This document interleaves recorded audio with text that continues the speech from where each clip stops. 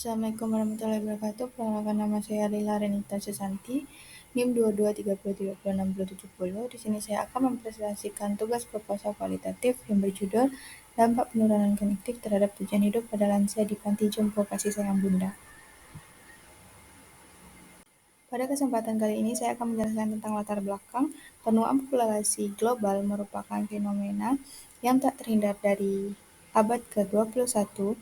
WHO memproyeksikan bahwa proporsi penduduk dunia berusia 60 tahun ke atas akan meningkat dari 12% pada tahun 2015 menjadi 22% pada tahun 2050.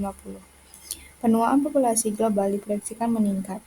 Dalam pertambahannya menuju yang akan dialami manusia adalah berubahnya secara fisik, kognitif, psikososialnya. Namun dengan pertambahan usia tersebut, pada saat menua, permasalahan kesehatan akan dihadapi lansia, yakni mengalami kemunduran fungsi organ tubuh, di mana salah satunya adalah otak atau perkembangan kognitifnya. Jadi penelitian ini mengeksplorasikan dampak penurunan kognitif terhadap tujuan hidup lansia di panti jompo. Selanjutnya itulah rumusan masalah. Pada rumusan masalah penelitian kali ini, ada beberapa hal yang akan dipertanyakan atau yang kita ungkapkan dari permasalahan kali ini, yaitu bagaimana kemampuan lansia dalam mengingat kejadian sehari-harinya, dan apakah lansia ini mengalami kesulitan dalam mengungkapkan kata-kata. Yang ketiga yaitu bagaimana kemampuan lansia dalam mengambil keputusan sehari-harinya. Yang keempat yaitu bagaimana perasaan lansia ini saat berkumpul dengan keluarga ataupun teman. Yang selanjutnya itu apa yang membuat lansia ini malas untuk melakukan aktivitas sehari-harinya. Apakah ada masih memiliki hobi atau kegiatan yang dia suka. Yang selanjutnya itu bagaimana kondisi kesehatan lansia ini saat ini dan apakah penyakit yang mengganggu aktivitas sehari-harinya. Selanjutnya itu apakah lansia ini merasa mendapat dukungan yang cukup dan siapa sih yang sering memberikan dukungan terhadap lansia ini. Terus selanjutnya apakah lingkungan mendukung aktivitas lansia ini sebagai lansia. Yang selanjutnya itu bagaimana cara lansia ini menyesuaikan dirinya dengan perubahan yang terjadi. Yang selanjutnya yaitu apakah lansia ini dilakukan untuk menjaga kemampuan berpikir, bagaimana cara lansia ini melatih daya ingatnya sehingga ia dapat mengingat masa lalu atau kejadian-kejadian yang mereka alami. Baiklah, selanjutnya kita masuk pada bab 2 yaitu kajian teori. Pada bab ini, yang pertama yaitu pengertian lansia, lanjut usia.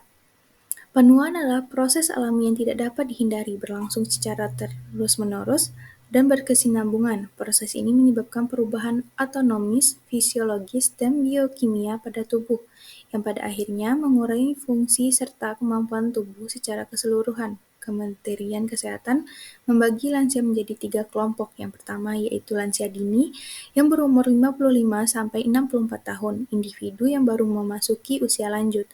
Yang selanjutnya, lansia yang berumur 65 tahun ke atas, kelompoknya utama usia lanjut. Yang selanjutnya yaitu lansia risiko tinggi, individu yang berusia lebih dari 70 tahun. Selanjutnya itu kognitif pada lansia. Nah, fungsi kognitif biasanya terganggu akibat masalah pada sistem saraf pusat, seperti gangguan suplai oksigen ke otak, proses degenerasi atau penuaan, penyakit Alzheimer, dan malnutrisi. Dari berbagai faktor tersebut, lansia yang mengalami perubahan mental atau gangguan kognitif umumnya menghadapi masalah seperti kesulitan dalam orientasi waktu, ruang, tempat, serta ketidakmampuan untuk dengan mudah menerima hal atau ide baru.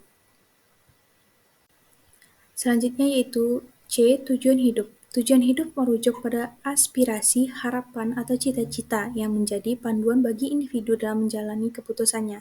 Tujuan hidup dapat bervariasi dari satu individu ke individu lainnya, dan seringkali dipengaruhi oleh berbagai faktor internal maupun eksternal, serta perkembangan usia menurut Viktor Frankl dalam buku Man's Search for Meaning Pencarian makna hidup merupakan aktivitas utama manusia yang mengarahkan individu untuk menetapkan tujuan yang relevan dengan nilai-nilai dan pengalaman mereka.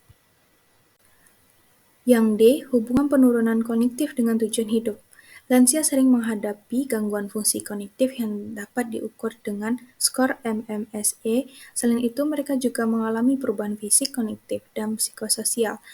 Kualitas hidup lansia mencakupi 4 aspek utama: kesehatan fisik, kesehatan psikologis, hubungan sosial, dan lingkungan. Menurut fungsi organ tubuh pada lansia dipicu oleh berkurangnya sel, menurunnya aktivitas, nutrisi yang kurang, serta paparan populasi dan radikal bebas yang berdampak pada otak. Selanjutnya kita masuk pada bab 3, metode penelitian. Yang pertama yaitu jenis penelitian.